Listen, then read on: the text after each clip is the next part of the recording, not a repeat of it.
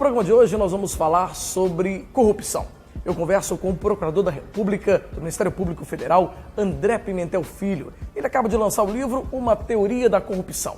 O livro faz uma análise da conjuntura política atual e também discute algumas teorias da corrupção.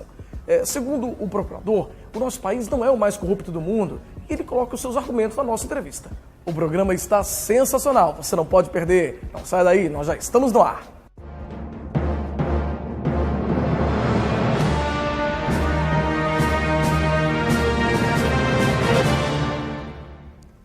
A gente começa a nossa entrevista de hoje conversando com o Procurador da República, doutor André Pimentel Filho, que está aqui conosco. Seja muito bem-vindo, doutor André. Obrigado pelo convite. Imagina, é um prazer grande recebê-lo aqui no nosso programa para falar sobre corrupção.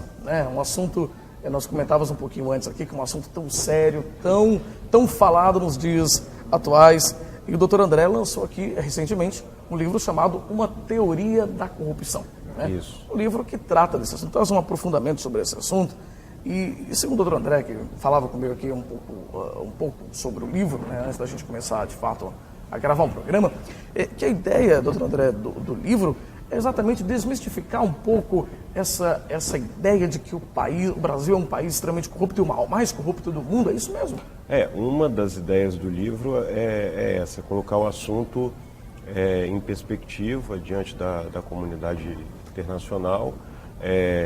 Corrupção é um problema mundial atualmente, tanto é que recentemente, há pouco tempo, houve a Convenção Internacional de Combate à Corrupção, que já está ratificada por mais de uma centena de países.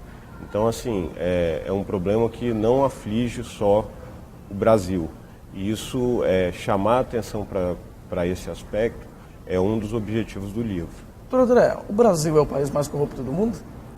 Não é o país mais corrupto do mundo, nem o país menos corrupto do mundo. O que eu tento colocar é que há uma variação de corrupção à medida que o país evolui nas suas instituições, na sua cultura de não aceitação dessas infrações, dessas práticas que propiciam a corrupção. Então, certamente o Brasil não é o mais corrupto, como muitas vezes a imprensa coloca, os escândalos parecem mostrar. E também não é, sem dúvida, um exemplo de ética, de integridade. Então, a gente está mais ou menos no meio da tabela nesse ranking internacional. Entre o ranking de corrupção. Isso, a Transparência Internacional ela faz um ranking, que é um ranking anual de percepção da corrupção. E o Brasil, ele sempre costuma figurar ali no meio da tabela, na frente da maioria dos países latino-americanos e atrás dos países mais desenvolvidos, Estados Unidos, Canadá, países europeus, com exceção da Itália. Agora, doutor André, eu vejo que a capa do livro ele traz alguns temas, até aqui, política, escândalo, interesse público, administração pública, suborno, partidos políticos.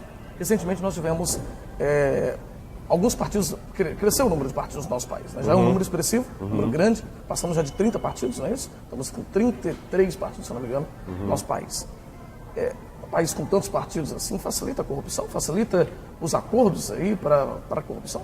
Sim, eu acredito que o Brasil hoje ele tem esse problema de forma acentuada também pelo modo como o sistema político partidário é organizado. Então, o sistema partidário, como você falou, ele atualmente ele propicia que haja acordos escusos, que não haja um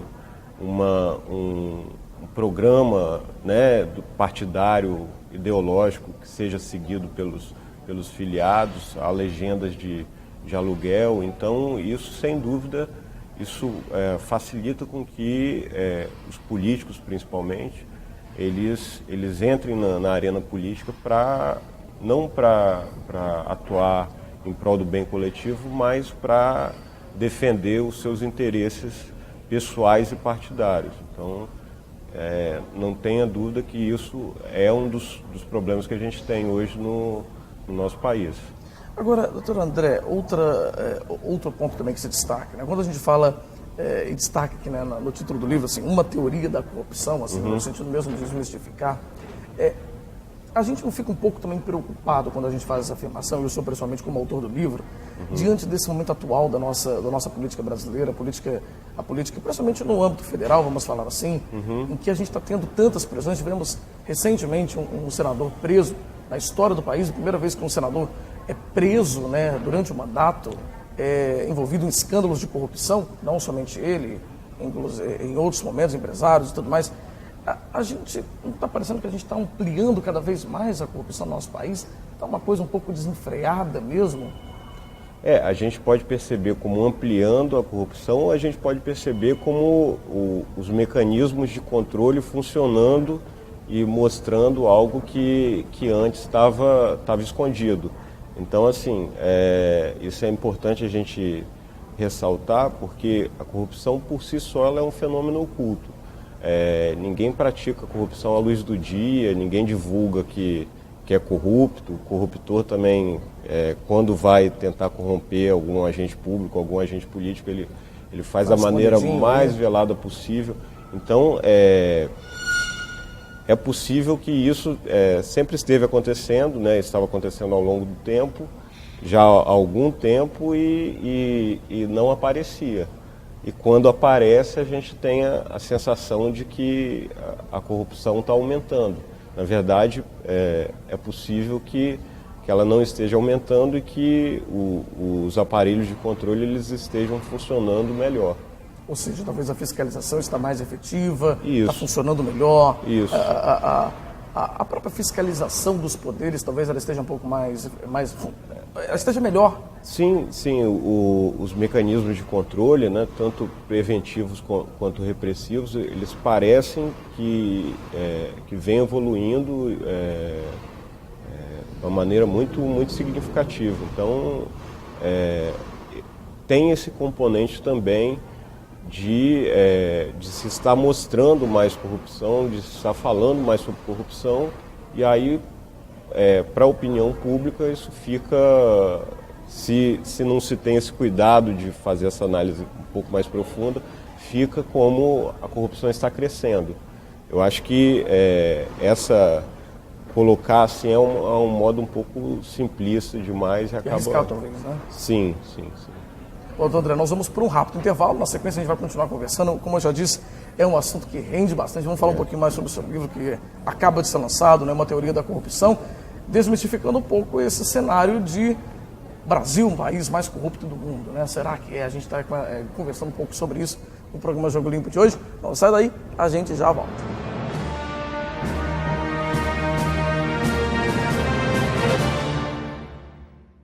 E agora estou aqui no Hotel Comfort Suites Vitória, aqui na Praia do Canto, visitando esse espaço bonito que vocês estão vendo aqui, né? E eu quero conversar com o coordenador de eventos do hotel, o Gerson Fulhani. Tudo bom, Gerson? Tudo jóia, prazer. Olha, mas um prazer é sempre nosso falar do Hotel Comfort Suites, que é esse hotel bonito, né, imponente aqui na Avenida Saturnino de Brito, e falar principalmente, né, da programação que vocês têm para o Natal e para o Réveillon, não é isso? Isso, teremos uma programação especial para os nossos hóspedes, para os nossos clientes que estejam passando por Vitória.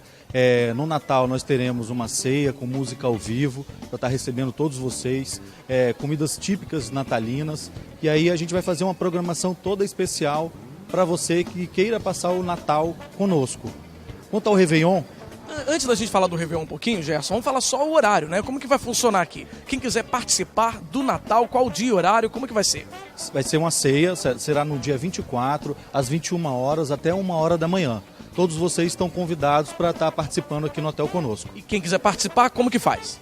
é só fazer contato conosco aqui, ou pelo telefone 3183-2500, por e-mail, que é o eventos1.csv@atlanticahotels.com.br. Tá certo, agora sim, vamos falar do Réveillon, né? Quem vai passar o Réveillon em Vitória já tem uma opção excelente aqui, que é o Hotel Comfort Suites. Como que vai ser a programação do hotel? Isso aí, Réveillon nós temos uma programação toda especial, que nós vamos ter aqui banda ao vivo, estacionamento coberto para os nossos participantes. Vamos ter, além disso, espaço lounge, espaço kids, música ao vivo com a presença de Ataíde Alisson tocando aqui conosco. Vai ter espaço buffet, exclusividade total para os nossos convidados. Tem a queima de fogos, que é aqui do nosso lado, só sair lá, retornar para cá. A festa vai de 9 horas da noite, de 21 horas até 1 hora da manhã. Tá certo, então. Olha, você que ainda não definiu a sua programação de Réveillon, você não pode perder essa oportunidade. O Hotel Comfort Suites aqui na Praia do Canto, sem dúvida alguma, é uma excelente opção para você passar ao lado da sua família, das pessoas que você ama. Entre em contato, vamos repetir novamente os meios de contato aqui, para quem quiser passar o Réveillon e até mesmo o Natal, aqui no Hotel Comfort Suites. Perfeito, o telefone é 3183-2500, pode falar com a gente no setor de eventos ou com a recepção, ou por e-mail, eventos1.csv@atlanticahotels.com.br. Tá certo, Gerson, muito obrigado e estaremos juntos aqui nessa festa bonita no Hotel Comfort Suites.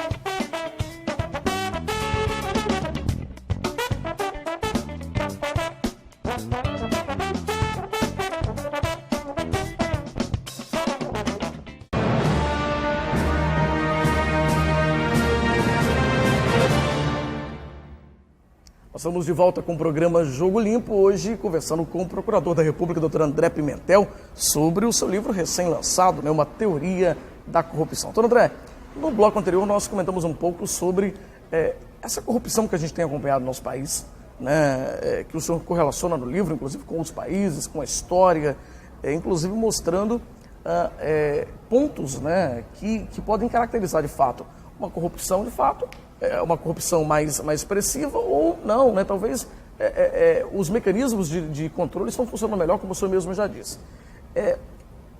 Como que a corrupção hoje, de fato, ela pode invadir, atrapalhar a vida do cidadão, né? Influir, interferir diretamente nos direitos do cidadão? Pois é, no livro eu tento fazer um estudo e uma análise um pouco mais profunda de como a corrupção impacta na fruição dos direitos humanos, e os direitos civis e políticos, os direitos sociais, econômicos. Então, eu faço a revisão da bibliografia nacional, tem muito pouca, e internacional sobre essa correlação, e a gente, apesar de constatar que há sim fortes indicativos de que a corrupção ela gera de fato uma piora nos indicadores dos direitos humanos, a gente ainda tem um problema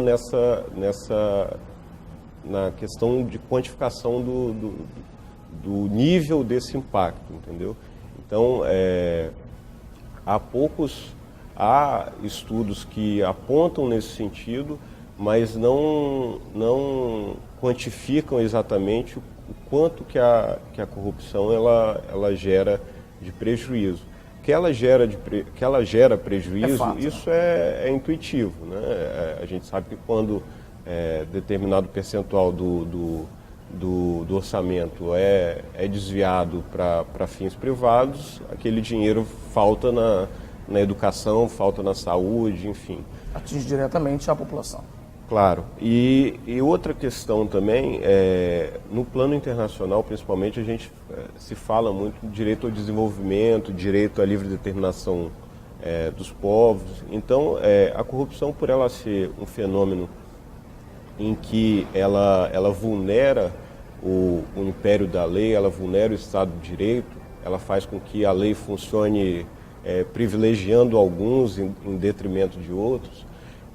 A corrupção ela acaba por criar no ambiente econômico uma situação em que os agentes que não estão envolvidos naquele esquema corrupto, eles têm um ambiente aversivo ao investimento, ao desenvolvimento.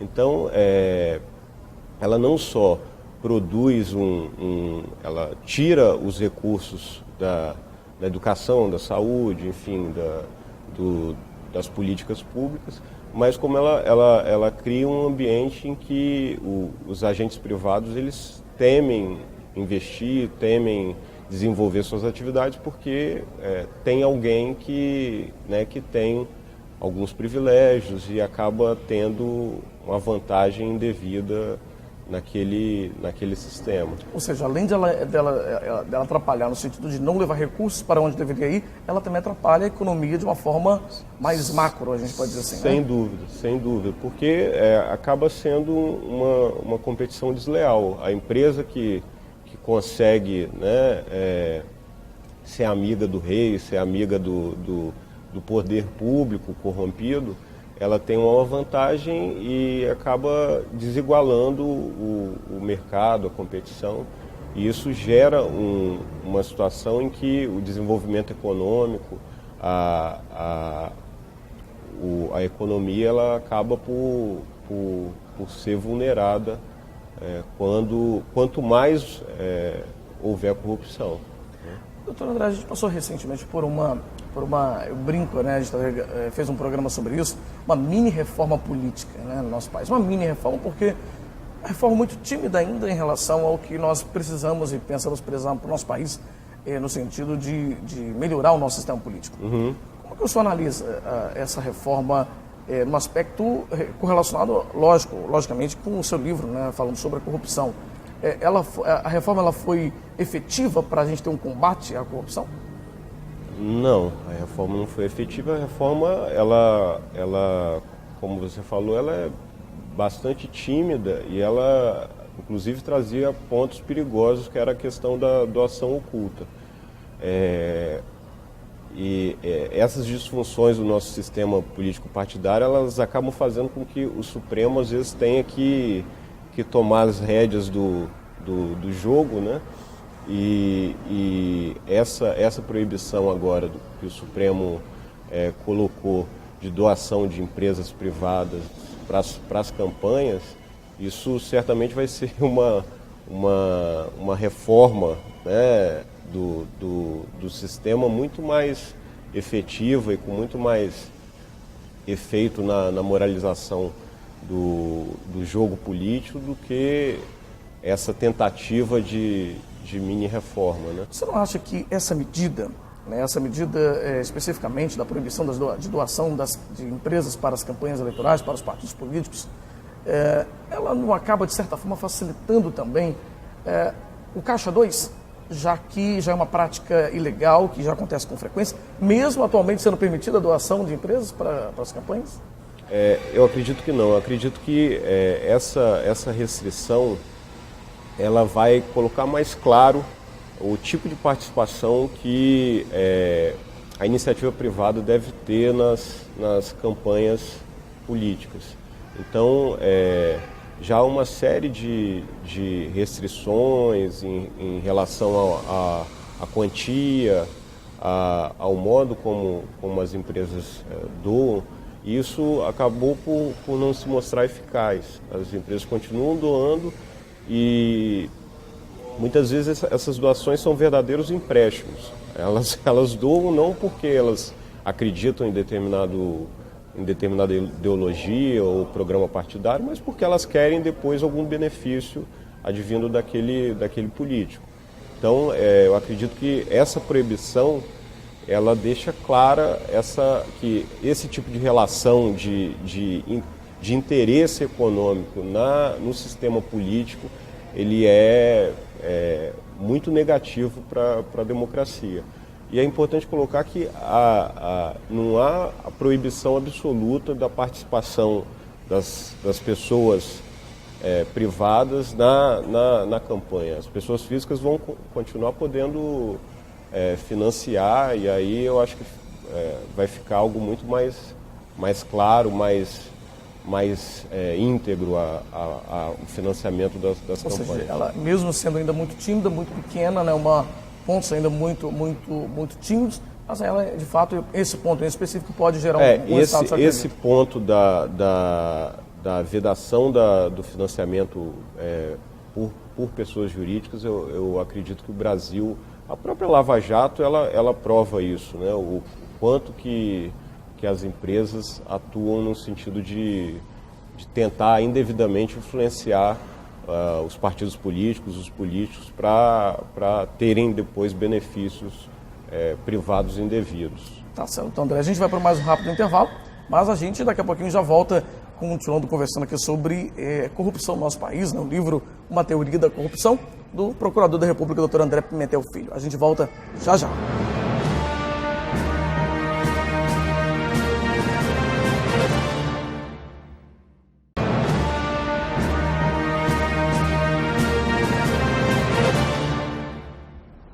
Estamos de volta com o programa Jogo Limpo aqui na Imagem TV, continuando nossa conversa com o Procurador da República, Dr. André Pimentel Filho, né, que, como nós falamos, lançou recentemente o livro Uma Teoria da Corrupção, que você vê aí no seu vídeo, né, Corrupção, Estado de Direito e Direitos Humanos. Né? Tem um prefácio de Miguel Ángel Ramiro Avilés. Isso, foi meu orientador no mestrado. Ah, muito bacana. Agora, doutor André, a gente falando um pouco sobre os mecanismos de controle, de defesa, né? O Ministério Público Federal, da qual o senhor é procurador, né? Ele lançou recentemente também uma campanha de combate, no sentido de inibir um pouco a corrupção, são as 10 medidas contra a corrupção, né? Essas 10 medidas, elas vêm no sentido de a gente trabalha diariamente, né, com esse assunto. Então a gente sabe as dificuldades práticas que a gente tem na operação da legislação, enfim, o que na prática não tem funcionado no nosso país no combate judicial da corrupção. É importante a gente lembrar que o combate ele não é só um combate repressivo, mas também preventivo. Tem que existir uma série de normas para que influenciar as pessoas no sentido delas não chegarem a praticar a corrupção. Então, primeiro, a gente tem as normas preventivas e, havendo corrupção, a gente tem que investigar, descobrir e punir os atos corruptos. E essas medidas, essas proposições, elas vêm nesse sentido, de melhorar a nossa legislação para que o combate à corrupção ele seja mais efetivo. Ou seja, de fato acompanhar mais, né? Isso que o senhor está dizendo, estar mais próximo disso e fiscalizando melhor para que a corrupção não aconteça de fato. Uma série de medidas pontuais que mexem em problemas que a gente tem na legislação repressiva hoje no Brasil. Por exemplo, a questão da prescrição. A gente muitas vezes tem um processo, a gente consegue descobrir um ato corrupto e o processo tramita por um tempo, vamos supor, 10 anos, e ao final de 10 anos é decretada a prescrição e é como se aquele processo não tivesse existido e como se aquela pessoa não tivesse praticado ato corrupto nenhum. Então, são uma série de modificações que a gente está propondo para que não haja a impunidade que hoje a gente vê em muitos casos. Doutor André, e quem quiser adquirir o seu livro? Ele é um livro técnico, não o senhor falou, mas voltado mais para quem é da área jurídica. Mas quem quiser adquirir, como faz? O livro é pela editora Lumen Juris, né? Lumen Juris, e ele está disponível nas livrarias da internet, a Saraiva, enfim, é só fazer uma pesquisa no Google e qualquer interessado vai encontrar. Hoje a venda desse tipo de livro é basicamente pela internet. Agora, doutor André, o livro, na verdade, ele serve não somente para juristas, para pessoas que são do meio jurídico, mas também para qualquer pessoa que queira acompanhar e entender um pouco mais do assunto, né, sobre corrupção. Isso, é um livro que, dentro do possível, apesar de ser um livro técnico, eu escrevo de uma maneira, né, tentei escrever de uma maneira bastante clara, e ele serve para qualquer pessoa que queira estudar um pouco mais a fundo, e pessoas da área de humanas, ciências sociais, filosofia, enfim, eu creio que por ser uma temática que hoje em dia perpassa todas essas áreas, né, as pessoas vão ter alguma serventia com a leitura dele. Agora, até para a gente já caminhando para o final, o nosso tempo já está quase encerrando, tá, André? Mas, na verdade, a corrupção, o senhor acredita que a gente ainda vai chegar um dia num Brasil com menos ou quase nada de corrupção? Ou é uma utopia muito grande isso? Eu acredito que a gente está evoluindo e que com o passar do tempo e com a própria mudança de pensamento da sociedade, com a mudança da nossa cultura, com a não aceitação desses pequenos atos esses atos irregulares e imorais que a sociedade pratica no dia a dia, a gente vai melhorando como país e como sociedade. A gente não pode querer que nossos agentes públicos, nossos políticos, eles sejam muito melhores do que o que se pratica na sociedade, o que é a nossa cultura. Então, quanto mais a gente fala disso, quanto mais a gente se conscientiza desse problema, dos prejuízos que ele causa, mais a gente gera um ambiente de não aceitação dessas práticas corruptas. A não aceitação é o primeiro passo, então. Sem dúvida, a gente saber o que é, saber o mal que ela causa, que a corrupção causa, que ela é extremamente maléfica para a democracia, para a sociedade, para o desfrute dos direitos humanos e, a partir daí, a gente se organizar, se conscientizar para combatê-la. Essa Operação Lava Jato, né, do Ministério Público Federal, também, como nós já falamos, do qual o senhor faz parte, ela tem se destacado muito, né, essa operação do Ministério Público, quanto aos escândalos federais, né? Escândalos da Petrobras, escândalos, né, de desvios, né? Nós já até comentamos sobre a prisão, pela primeira vez, a prisão de um senador, né? O senador Delcídio do Amaral. A gente, nós até comentamos isso um pouquinho antes, mas a gente está realmente tendo mais efetividade, de fato, o combate à corrupção no Brasil? Será que a tendência é essa mesmo, é ampliar cada vez mais, é nesse sentido? Sim, eu acredito que isso é uma tendência que não há como voltar atrás.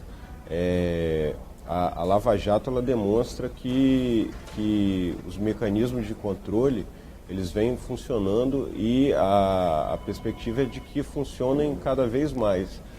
A Lava Jato, ela colocou um outro nível, né, de atuação do sistema de justiça e, sem dúvida, cada vez mais ela vai servir de comparativo tanto para juízes quanto para membros do Ministério Público. Então ela colocou o padrão lá em cima, né? Então a tendência é que se busque cada vez mais alcançar esse nível de excelência na atuação desses atores. Dona André, quero te agradecer mais uma vez, né, pela sua participação no nosso programa, trazendo à tona esse assunto tão sério, tão infelizmente, né, tão triste, porque a gente gostaria de ter um país com menos corrupção, com menos escândalos, mas é muito bom quando a gente conta profissionais como o senhor, que discute, que aprofunda e que busca, quem sabe, melhorar, diminuir esses índices de corrupção. Muito obrigado pela sua participação. Obrigado pelo convite, estou sempre à disposição. Tá certo. Um grande abraço, Dona André. Esse foi o nosso programa Jogo Limpo de hoje, tratando sobre corrupção, né? Falando com o nosso procurador da República, doutor André Pimentel Filho, sobre o livro Uma Teoria da Corrupção, que desmistifica um pouco, né, essa visão de que o Brasil é um país mais corrupto do mundo, né, e os índices de corrupção estão tão altos. Existem países que estão tanto ou mais até do que o Brasil e, sem dúvida alguma, a corrupção, de uma forma geral, deve ser sempre combatida.